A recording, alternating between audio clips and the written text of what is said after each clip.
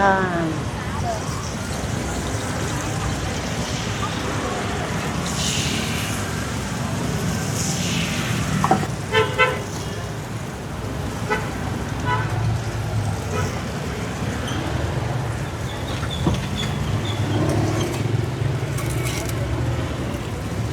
Cái này là cô đang làm bánh lòng đào trứng cút nha cả nhà.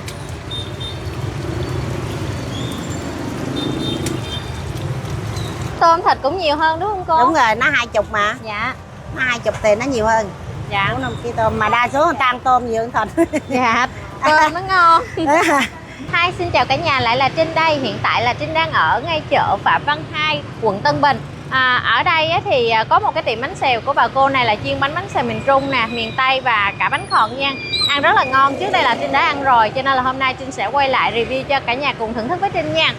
Cả nhà ơi, hồi trước là cô bán ngay chỗ đường Nguyễn Bạc á, ngay cái khúc cua đường Nguyễn Bạc với lại chợ Phạm Văn Hai á, nhưng mà bây giờ cô đã dời vô trong này nha, diện tích nó hơi nhỏ một chút xíu nhưng mà cô vẫn bán đầy đủ các món nha. Bây giờ theo chương trình nha cả nhà.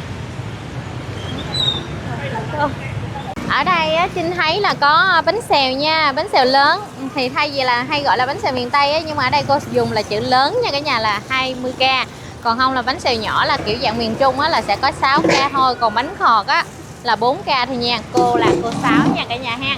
Nó nằm ngay cái khúc cua của cái đường Nguyễn Bạc với lại Phạm Văn Hai luôn á cả nhà. Hồi trước là nằm ở ngoài á, cho nên là cái quầy bán nhìn đẹp lắm. Bây giờ cô dời vô, cô nói là do trụ điện với lại trời mưa á, cô cũng sợ cho nên dời vô đó. Bột là cô tự làm ở nhà hết nha. Con chào cô. Ơi, Cô đang chiên bánh khọt hả cô? cô đang chiên bánh khọt đây. Bánh khọt này là bánh khọt nhân tôm nha cả nhà. Tôm có trứng có. Dạ, tôm có trứng có. Wow. Cô chuyển vô chỗ này lâu chưa? Cô chuyển được nửa tháng rồi. Nửa tháng hả? Tại ở xa con mới lại ăn cho nên hồi trước thì ăn nó nằm ở ngoài. Ở đây là mình có những loại bánh gì cô giới thiệu cho tụi con biết được không cô? Ở đây cô có bánh lớn với bánh nhỏ, bánh khọt. Bánh lớn thì 20.000 một cái, bánh nhỏ thì 6.000, bánh khọt thì 4.000. Bánh khọt thì nó có 3 loại. Tôm có, trứng có, thịt có. 4.000 một cái bánh khọt. Dạ. Ở đây là cô làm lia lịa vậy luôn á. Cô bán được bao năm rồi ta? Cô bán được 30 năm rồi. Cô bán được 30 năm rồi. Hôm nay con thấy có nhiều bạn trẻ ra phụ cô, đó là con hay là cháu? Cháu. Cháu ra chơi ở hè á. Dạ. Hè nghỉ ra chơi. Ngày là chỉ có cô với lại chú bán thôi nha cả nhà. Cô là sẽ đứng chiên chính, còn chú là lo lấy rau với lại là bưng bánh cho khách á. Hôm nay thì Trinh thấy là có thêm mấy bé cũng trẻ trẻ xinh xinh nè, là cô nói là cháu nghỉ hè cho nên là ra phụ với cô cho nó vui. Cô làm lia lịa luôn, là mình tới mình nhìn cô làm thôi là mình đã ghiền rồi, làm là quay không kịp luôn á. Quen tay rồi đúng không cô? Đúng rồi, cô làm quen rồi. Dạ con không xin.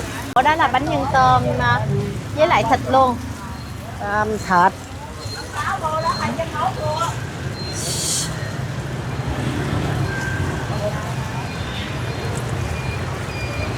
Cái này đũa trứng lòng đào nè đó, cái này để đũa trứng lòng đào nè. Là mình phải cho nhiều dầu vô như vậy đúng mới được rồi, hả cô? trứng lòng đào. Bánh khọt thì nó khác bánh căn hay cả nhà. Bánh khọt là phải có nhiều dầu để cho cái bánh nó tróc lên, còn bánh căn thì là nướng thôi. Cái này là cô đang làm bánh lòng đào trứng cút nha cả nhà.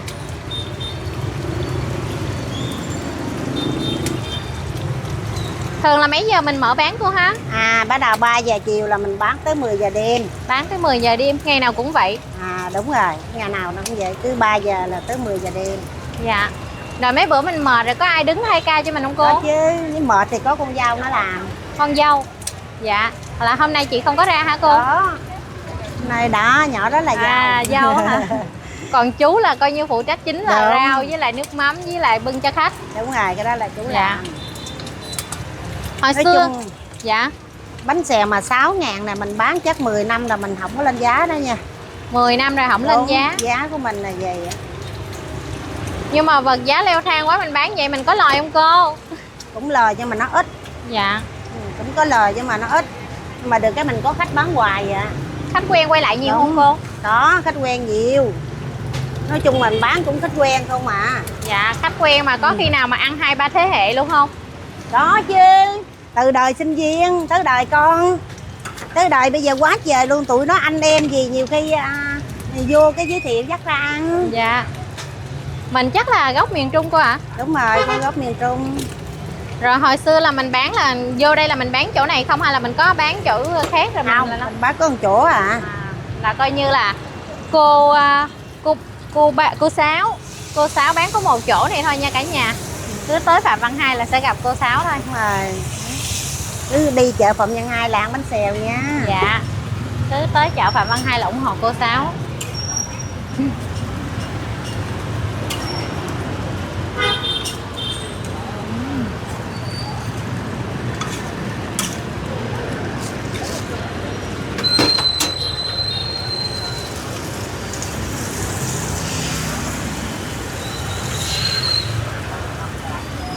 Cô làm lia lịa luôn, cái tay cô không có ngừng luôn á cả nhà.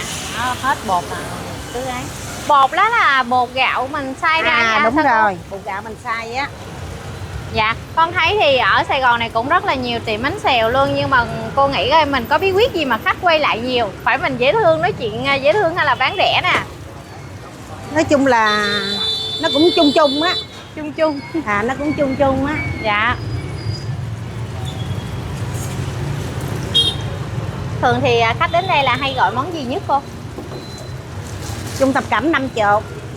Thập cẩm 50 là muốn ăn lớn nhỏ to và bánh khọt bánh đồ gì cũng được hết á, là gọi là thập cẩm 50 3 món. Còn nếu mà thập cẩm 2 món thì về nhỏ với dừa khọt. Vừa nhỏ với vừa khọt. Còn muốn ăn thập cẩm 3 món thì nó cũng vậy mà nó bớt lại 1-2 cái bánh xèo để bỏ bánh lớn. Vậy là coi như là thập cẩm là coi như đầy đủ hết. Đúng. Mình có 50 bánh khọt, rồi mình có cả bánh xèo to, bánh xèo nhỏ luôn. Đúng. Dạ. Nó 1 cái lớn với 3 cái bánh khọt với 3 cái bánh nhỏ là nó 50. Vậy ăn tiện 2 quá người. ha cô ha. 2 người. Cái này cô làm có con to con nhỏ chứ không Đúng. đều. Nói chung là nó không đều nha. Dạ. Nó không đều. Nó không đều. Nhưng mà cái khâu chuẩn bị của mình á là bắt đầu từ mấy giờ cô ha? 7 giờ sáng là mình dậy mình đi làm rồi đó. Dạ.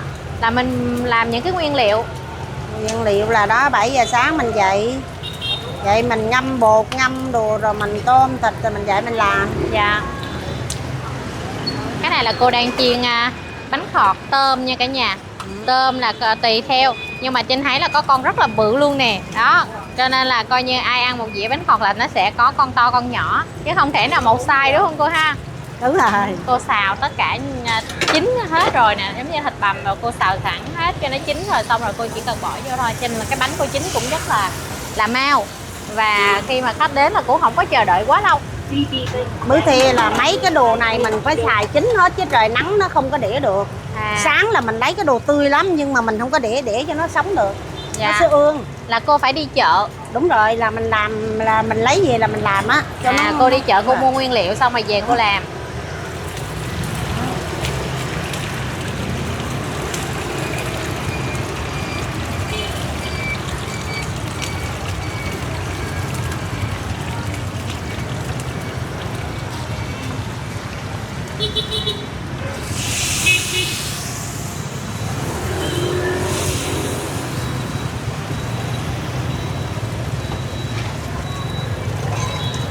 Bán lâu năm vậy chắc là mình phải có bí quyết gì, kinh nghiệm gì dữ lắm luôn, đầy người ha cô ha? Phải có bí quyết chứ. Phải có một cái bí quyết chứ. Dạ. Bí quyết gì cũng được hết á. Miễn làm ngon, làm rẻ, sạch sẽ là khách ăn thôi. Dạ.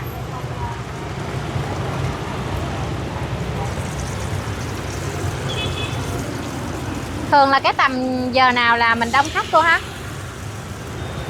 Cũng khoảng 4-5 giờ á. 4-5 giờ.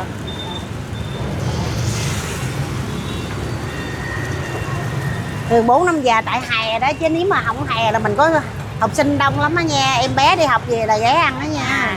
Em bé cũng thích ăn bánh xèo của cô Sáu nha cả nhà. Em bé là thích ăn bánh khọt, bánh đồ đó. Bánh khọt. Ba đón đi học về là ghé ngang ăn bánh khọt. Dạ.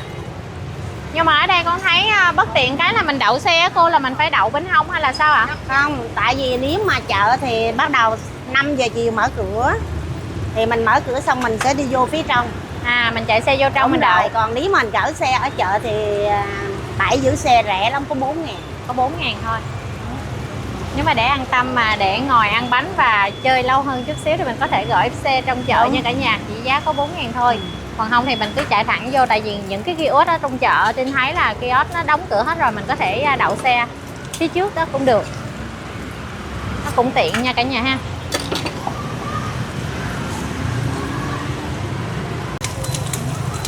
Làm lia lịa luôn. Cái bột này á, mình có cần phải lựa chọn cái gạo theo cái đúng chuẩn của mình không cô? Đó chứ. Nói chung là gạo bánh xèo mà càng nở thì cái bánh xèo nó là càng ngon nha.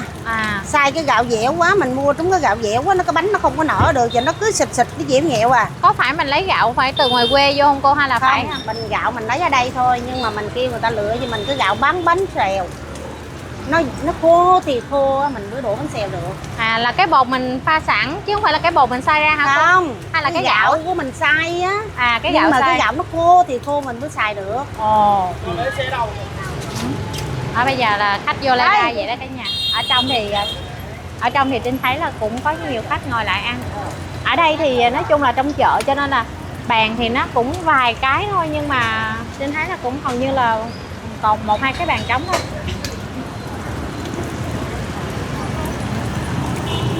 Chị ơi, chị ạ.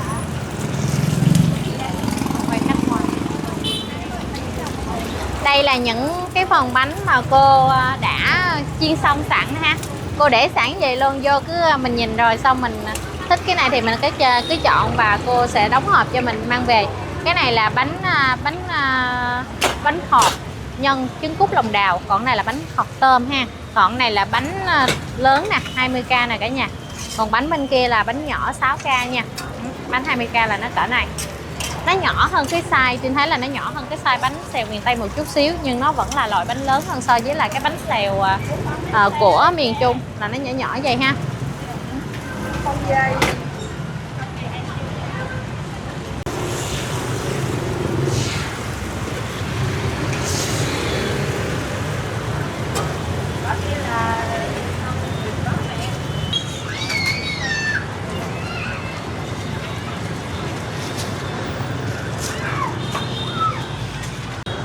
Quán bánh xèo của cô Sáu cả nhà nó cũng không có rộng lắm, giống như là thuê một cái kiosk vậy, nó có một cái dãy thôi. Thì ở phía sau lưng cái chỗ cô bán là sẽ là cái nơi khách ngồi ăn luôn. Mà Trinh thấy ở đây là khoảng tầm 3 đến 4 bàn thôi, nhưng mà hầu như là full rồi đó, không còn chỗ trống nữa, cho nên là Trinh sẽ chờ đến khi nào mà trống thì Trinh sẽ vô ăn thưởng thức thử nha. Ở đây bánh trứng lòng đào ngon nha cả nhà, hồi bữa Trinh đã ăn thử rồi thấy là ngon. Còn bánh khọt tôm thì cũng có ăn, nhưng mà nó không bằng cái bánh khọt trứng lòng đào nha. Nó có cái vị béo béo mà nó lại thơm, kiểu ăn nó không quá ngán á. Còn chú đang đứng lấy rau đó là chồng của cô Sáu. Lúc nào vô cũng thấy chú cứ đứng thui thủi làm rau như vậy đó, cứ lấy rau chuẩn bị sẵn trong túi để cho khách mang về. Còn không thì chuẩn bị dĩa sẵn vậy, cứ vô là khách vô là bưng ra thôi. VB Bank đã nhận 24.000 đồng.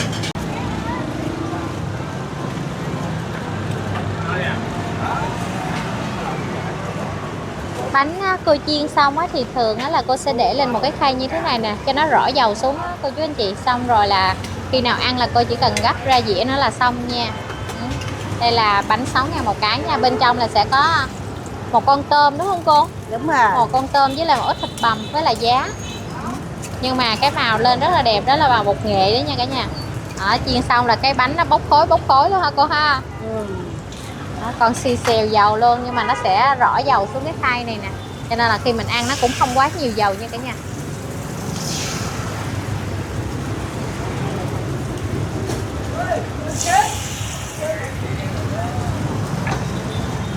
Mình có khoảng là một ngày mình chiên được bao nhiêu cái canh bột đó không cô? Cái nào? Cái bột này nè. 2 thùng. 2 thùng. Một thùng như vậy là bao nhiêu lít cô ha? Không biết nữa. Không biết luôn. Ở đây là đa phần là khách ở lại ăn với lại khách mua về thôi, chứ mình đâu có bán trên app hả cô ạ? Không có app.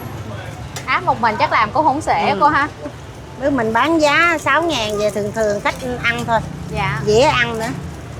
Cứ thèm là ra ăn à. Dạ, cho nó tiện quá ha.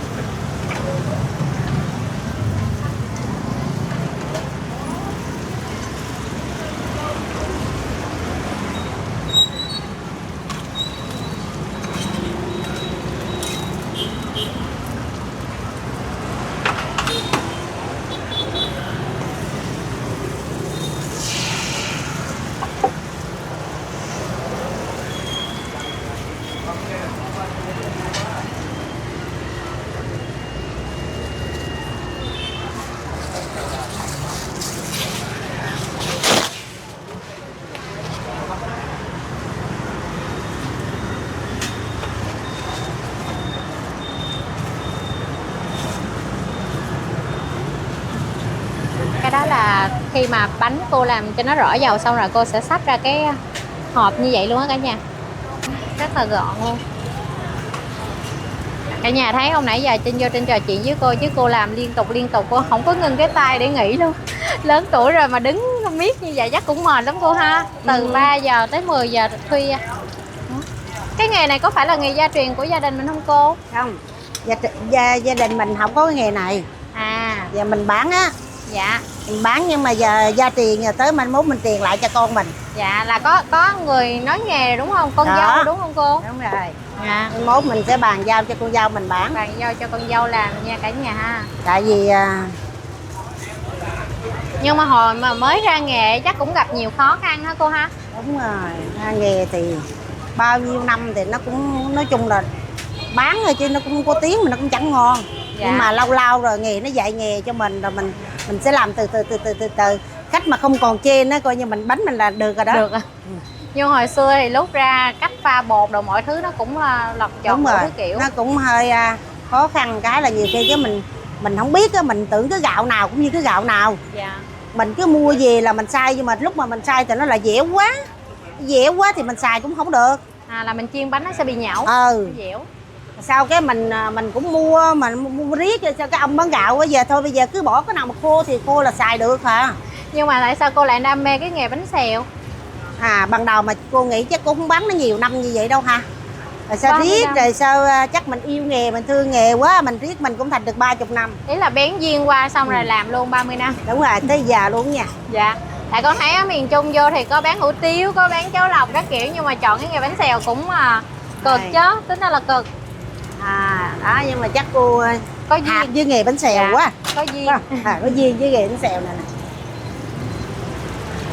Hôm nay có thêm được nhiều bạn nhân viên mới trẻ xinh thông luôn mà chạy về rất là nhiệt tình luôn ha. Cháu không á. Dạ. Cháu là ở ngoài quê vô hay là? Đúng rồi, không, ở quê vô. Ở quê vô chơi. Vô chơi á. Chơi xong ra đi phụ đứng bán luôn. Ở đây phụ luôn.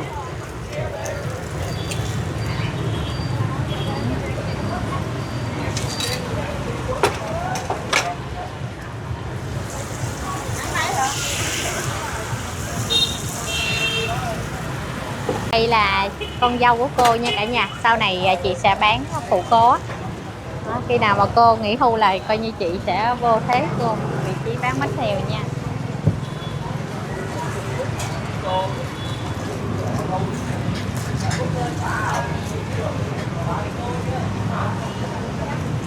Bây giờ cô Sáu sẽ chiên bánh xèo to nha cả nhà. Đó, bánh xèo lớn. Tại vì hồi chiều là cô cũng đã chiên sớm rồi, cũng được một ít rồi á, cho nên là bây giờ cô sẽ chiên cái bánh này là Trinh sẽ ăn luôn nha cả nhà. Ăn để thưởng thức cái bánh cô chiên vừa nóng hổi luôn. Đấy. Coi như là vô là thấy cô đứng suốt luôn, cô cứ trở bánh liên tục luôn hết. Mẻ này là tới mẻ bánh khác liền luôn, lia lịa cái tay luôn. Quen tay chứ không chắc lộng cộng chết luôn cô ha. Như con vô con đứng chắc nãy giờ con không chiên được đâu. Dạ. Quen tay nếu không biết đứng mấy chục năm rồi mà. Đó, cái đó là bánh xèo lớn nha cả nhà. Bánh xèo lớn thì thường bột nó sẽ nhiều hơn, nhưng mà chắc tôm thịt cũng nhiều hơn đúng không cô? Đúng rồi, nó 20 mà. Dạ. Nó 20 thì nó nhiều hơn. Một ngày vậy mình có tính là mình khoảng bao nhiêu ký tôm, bao nhiêu ký thịt bằm không cô? Nguyên liệu để mình lấy á. 2 kg thịt bằm. 2 kg thịt bằm.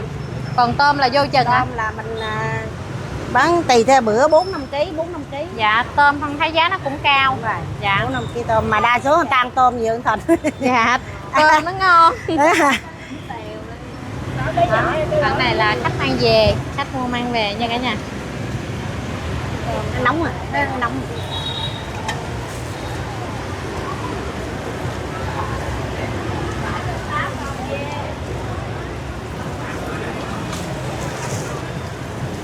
Món này là nhiêu cái? 20.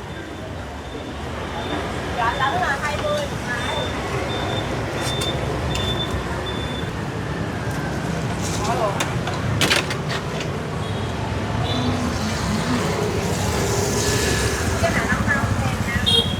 Lấy cái nào bánh lớn cái này? Nhỏ hay lớn? Nhỏ. Muốn ăn cái gì cũng được, lớn đang đổ nữa đó, muốn lấy thì lấy, muốn lấy nhỏ thì lấy. Nhỏ nó giòn rụm mà. À.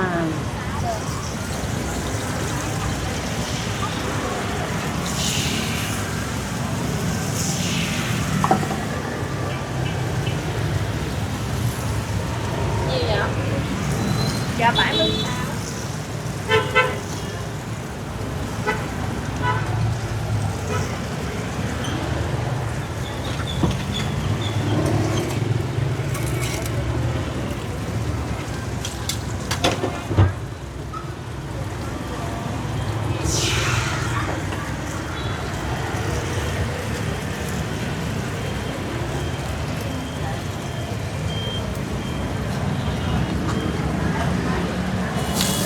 Đây, một cái bánh xèo lớn, sữa soạn chín giòn rụm.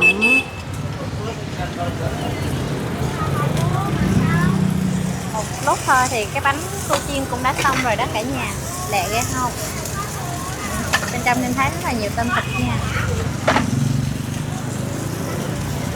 Tính ra cái bánh xay lớn này nó cũng Đây. nhỏ hơn cái bánh xay miền Tây một chút xíu thôi cô ha. Đâu, nó sẽ nhỏ hơn. Cô lấy cô Đây. đỏ luôn. Ô, nhỏ hơn nhiều nha cả nhà. Đấy, Đúng rồi. cô ơi. Cái đó của Trinh cái bánh đó đó. Dạ.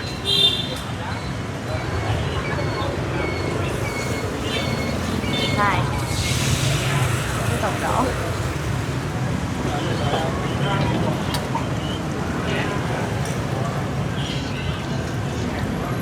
Đây.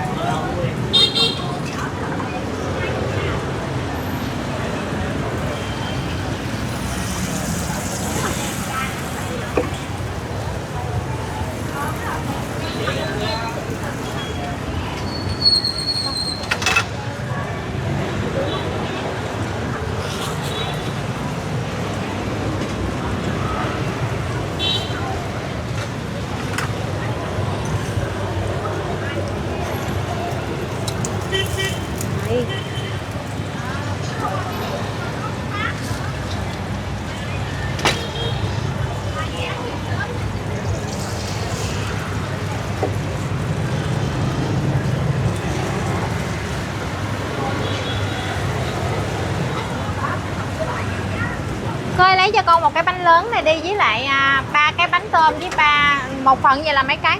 Một phần với là nó 10 cái. Vậy hả? Con lấy lẻ lẻ vẫn được đúng không con? Được. 3 cái tôm với 3 cái cút. Rồi, ba Dạ. tôm ba cuốc. Bây giờ khách đang đông cho nên là Trinh cũng không có bàn ngồi luôn cả nhà. Bây giờ Trinh phải chờ một chút xíu cho khách ăn xong rồi Trinh mới có chỗ cho Trinh ngồi. Ở đây là cái phần bánh xèo mà Trinh đã gọi nè cả nhà, là một cái bánh xèo lớn với lại là 3 cái bánh khọt tôm với 3 cái bánh khọt trứng lòng đào. Nhưng mà ở đây Trinh thấy là rất là hấp dẫn là cái rổ rau này nha. Cái rổ rau này nhìn rất là tươi xanh luôn ha. Và trong đây thì Trinh thấy là có đọt cách nè. Đọt này dưới quê Trinh nhiều lắm luôn, nhưng mà trên đây thì nó cũng ít. Nói chung là giống như kiểu bánh xèo rau rừng mà, cho nên là sẽ có những cái loại rau lạ. Này rau giống như kiểu húng cây ở dưới trên nhưng mà nó mọc dạng nước đây. Rồi thêm rau salad, rồi những cái loại rau thông dụng như là rau quế nè, rồi diếp cá các kiểu, và ăn kèm với lại nước mắm chua ngọt, có thêm đồ chua ha, và bánh tráng. Ở đây cô rất là thực sự sẽ có khăn để cho mình lau tay trước khi ăn nha cả nhà. Và có ớt, ai muốn ăn cay thì bỏ ớt vô, còn ai không muốn thì mình cứ ăn bình thường vậy thôi. Nhưng mà thường thì nên cho một chút ớt thì sẽ làm cho cái bánh khi mà mình ăn nó sẽ đậm vị hơn nha. Hôm nay bạn đi cùng với mình là bạn quay phim, cho nên là hai đứa ăn vô đây một xíu, còn đi quay chỗ khác nữa, cho nên là ăn sương sương thôi. Ngày đi quay cũng 2-3 món, cho nên là nhiều khi ăn nhiều cũng rất là no cả nhà, chịu không nổi luôn. Có bữa là về thì ăn chịu không nổi cả nhà. Bây giờ Trinh sẽ ăn nha. Bây giờ bánh khọt, Trinh sẽ ăn bánh khọt, tại vì bánh khọt ở đây á, là bánh khọt lòng đào này nè, ngon lắm, ngon lắm, cho nên là hôm nay Trinh sẽ ăn bánh khọt trước. Này, ăn cái này đi, nhìn cho nó thấy rõ cái phần lòng đào, nhà thấy không? Luôn có bánh tráng để gói kèm nha. Và Trinh sẽ cho rau ở đây chú rửa rất là sạch luôn, cả nhà thấy không? Rất là sạch luôn. Rồi, ăn một ít.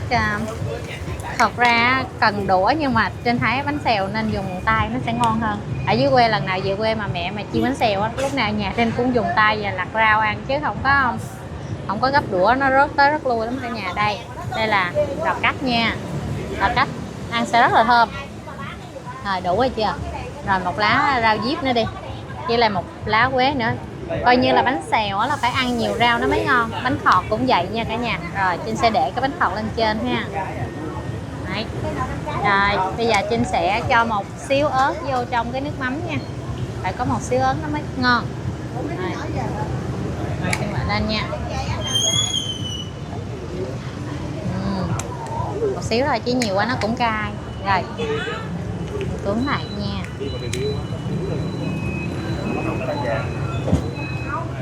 Chấm vô. Xin mời cả nhà cùng thưởng thức với Trinh nha. Chưa cảm nhận được tại vì chưa tới cái bánh, nhưng mà rau rất là giòn và ngọt, kiểu nó tươi á. Nước mắm á, thì không quá ngọt giống như kiểu ở miền Tây nha. Nước mắm ngọt lợ thôi, còn cái đồ chua thì nó chua chua nha, nhưng mà nước mắm là dạng ngọt lợ nhưng mà chua nha, cái vị chua của kiểu miền Trung á. Chứ thường á, thì bánh xèo ở miền Tây á, là nước mắm á, là Trinh thấy là nó ngọt nhiều hơn so với cái độ ngọt của bánh nước mắm ở đây nha. Rồi bây giờ Trinh sẽ ăn tới cái phần bánh.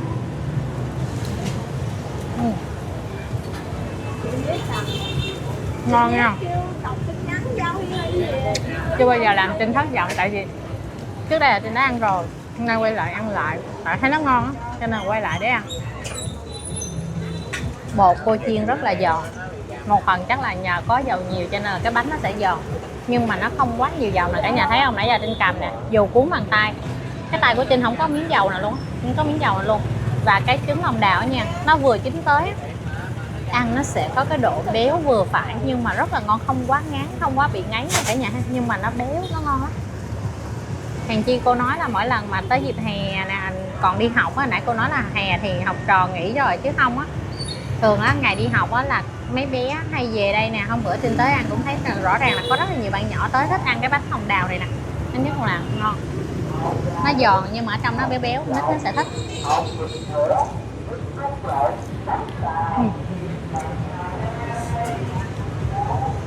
Nước mắm không quá ngọt nhưng mà ăn dưới này nó vừa lắm luôn, vừa vặn. Bỏ ớt vậy thôi chứ nó không có cay.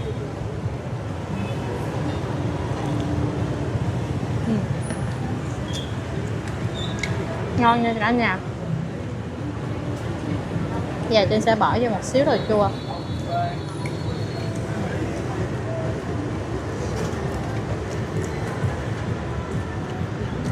Đồ chua dạng chua ngọt, ngon.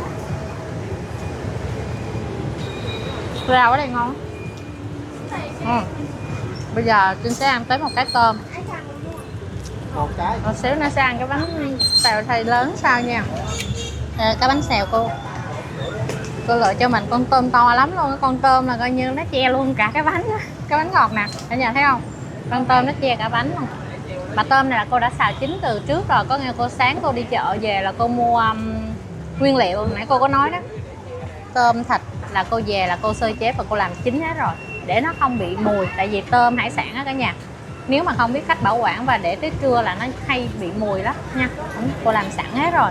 Ra bây giờ là cô chỉ chiên cái bột cho nó giòn lên, xong rồi cô bỏ cái tôm, cái topping vô thôi. Rồi. Trời ơi, đang ăn mà yêu quái sắp xuất hiện rồi, gió quá gió rồi.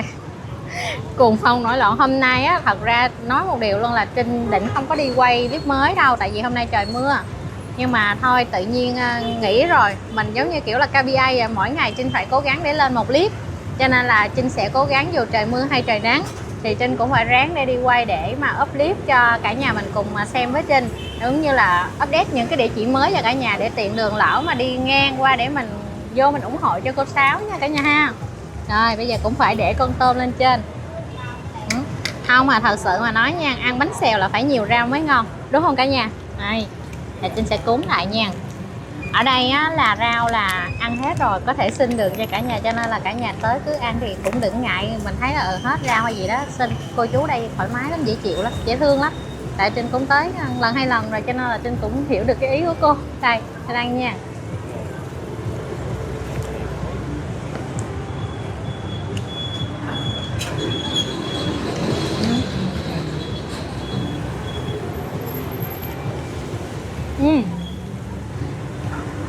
Giòn rụng luôn á, hết cho mà Con rất thích ăn là một phần là do cái bột bánh nó giòn lắm. Đúng là cô nói phải bí quyết là ở phần trộn bột đó nha. Tôm nha. Trong cái phần sơ chế của cô hình như có cho thêm một xíu gia vị ra sao, trên cảm giác thì con tôm nó có độ ngọt mặn vừa phải, không quá mặn, nhưng mà cái bột này nó không có, nói chung là trong cái phần bột này không có gia vị, cho nên khi mà kết hợp với con tôm sẽ làm cho cái bánh của mình nó vừa vị hơn. Chấm thêm cái nước mắm chua ngọt này nữa thì nó quá là tuyệt vời luôn.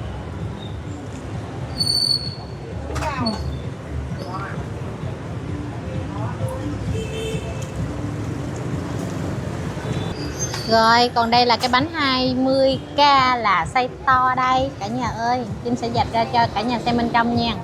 Khá là nhiều tôm luôn. 1, 2, 3, 4, 5, 6, 7, 8 con gì quá trời nhiều luôn ha. Rồi giá và thịt bằm. Thịt bằm nè cả nhà thấy không? Đó, bây giờ Trinh úp lại nha. Cái này thì mình cắt ra. Nếu một cái bánh lớn này chắc có thể là mình cuốn 1, cuốn 2, cuốn 3, cuốn chắc phải 4, 5 cuốn á. Nếu mà đi gia đình, ví dụ như đi 3, 4 người á, mình có thể kêu 1 phần thập cẩm hoặc là 2 phần thập cẩm nha. Thập cẩm thì hồi nãy cô có nói luôn là có bánh xèo lớn nè, có bánh xèo nhỏ và có cả bánh khọt, đầy đủ nhân luôn nha cả nhà ha. Thịt bằm có, trứng cút có. Này là nãy Trinh ăn là cái bánh khọt là Trinh không có kêu nhân thịt bằm nè. Ở đây là chỉ có là hải sản là tôm nè với lại là lòng đào thôi. Thật ra là cô vẫn còn một cái loại nhân nữa là thịt bằm nha cả nhà. Nhưng mà hai cái này Trinh nghĩ là best seller ở đây, tại vì Trinh thấy vô là đa phần là khách ăn bánh trứng lòng đào là nhiều. Đó. Còn bây giờ thì chắc là Trinh ăn tiếp cái phần còn lại đây. Cảm ơn cả nhà đã dành cái thời gian xem clip của Trinh hồi nãy giờ nha. Nếu mà tiện đường á, mình đi ngang cái đường Phạm Văn Hai, chợ Phạm Văn Hai luôn nè, mình ủng hộ cho cô Sáu nha cả nhà. Trinh thấy là nãy cô cũng có chia sẻ là dù tất cả những nơi khác thì bánh xèo nhỏ người ta đã lên giá 7.000 rồi, nhưng mà riêng cô ở đây là bán từ đó giờ luôn là có giá 6.000 thôi. Ở tiện đường thì mình ghé mình ủng hộ cô, nhưng mà nếu được thì ủng hộ cái bánh lòng đào trứng cút này nè, best seller ở đây nha. Trinh thấy nó ngon thật sự luôn nha. Còn bây giờ thì chắc là Trinh xin chào và hẹn gặp lại cả nhà trong những cái video clip sau nha. Nếu được cả nhà có thể comment cái địa chỉ quán ăn ở bên dưới, Trinh sẽ đến để review tiếp nha. Còn bây giờ thì xin chào và hẹn gặp lại.